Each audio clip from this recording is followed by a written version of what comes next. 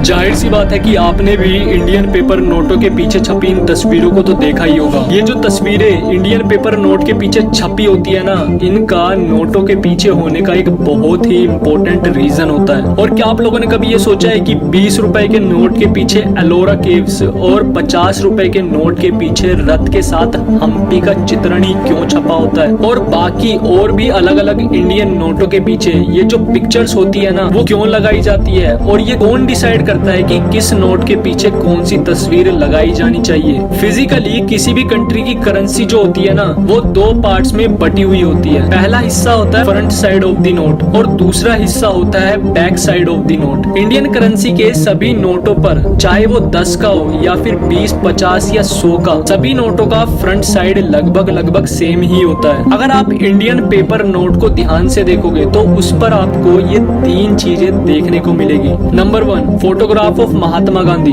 Number 2, Indian emperor Ashoka the great का एक symbol. और जो तीसरी चीज आप पेपर नोट पर नोटिस करोगे वो है भारत के संसद भवन का डिजाइन। इंडियन पेपर नोट के फ्रंट साइड पर छपे ये तीनों फोटोग्राफ्स भारत के एक मजबूत लोकतांत्रिक देश होने का विवरण देते हैं। और वहीं बात की जाए इंडियन पेपर नोट के बैक साइड के बारे में, तो आपको डिफरेंट इंडियन पेपर नोटों पर डिफरेंट तस्वीरें देखने को मिलेगी। इस पुराने 10 रुपए के पेपर नोट के बैक साइड पर आपको विभिन्न प्रकार के जानवरों की तस्वीरें देखने को मिलेगी, जो कि भारत में पाए जाने वाले जानवरों जैसे टाइगर, एलिफेंट एंड राइनासोर्स के बारे में हमें बताती है। और वहीं 2017 में आए 10 रुपए के इस नए नोट के पीछे आपको अशोका चक्र देखने को मिलेगा, जो कि देश की सांस्कृतिक विरासत के चित्रण को दिखाता है। 20 रुपए के इस पुराने नोट पर आपको अंडमान एंड निकोबार आइलैंड की तस्वीर देखने को मिलेगी, जो कि हमें भारत के समुद्री हिस्सों के बारे में बताती है। और वहीं 20 रुपए के नए नोट के पीछे आपको एलोरा की गुफाएं देखने को मिलेगी, जो कि वेस्टर्न भारत जैसे महाराष्ट्र की सांस्कृतिक विरासत को दर्शाती है।